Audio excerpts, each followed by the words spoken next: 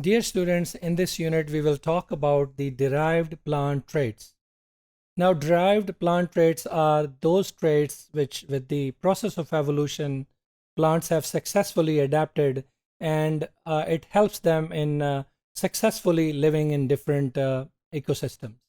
Now, when we talk about the derived traits of plants, there are 5 derived major traits which have been obtained by the plants.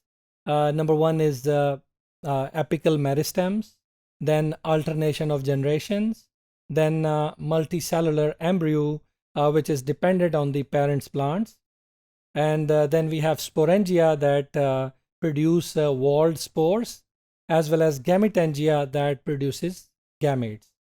Now, when we talk about the alternation of generation, it is actually cycle of reproductive cycle in which plants alternate between 2 multicellular stages, a reproductive cycle which is known as alternation of generation.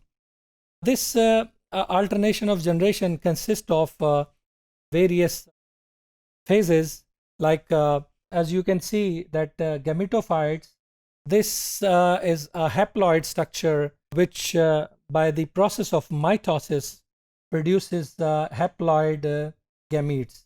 One gamete is known as sperm, the other one is known as egg.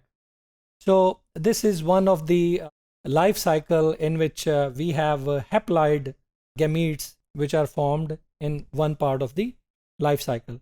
Then these 2 gametes fuse to form, as a process of fertilization, it produces a diploid zygote. Now this diploid zygote, it is actually a diploid one. So 2 haploid spores gave rise to a diploid zygote.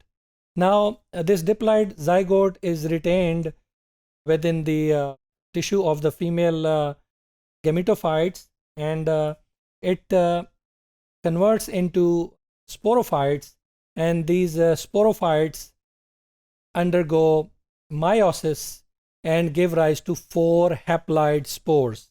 These 4 haploid spores are dispersed in the environment, and they again unite and go through the process of fertilization.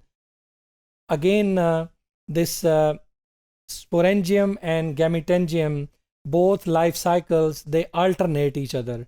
This helps them in the successful adaptation to the land environment. Now, these sporangia, they produced walled spores, which are unique characteristics of these plants. These undergo meiosis to generate these haploid spores.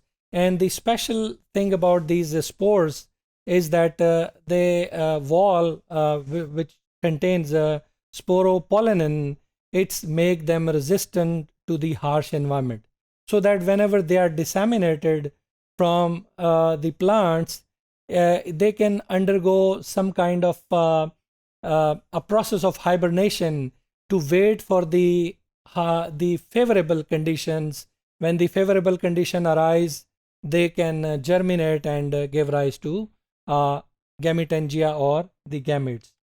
Now, when we talk about this multicellular gametangia, these are produced within the gametes are produced within the gametangia specialized structure.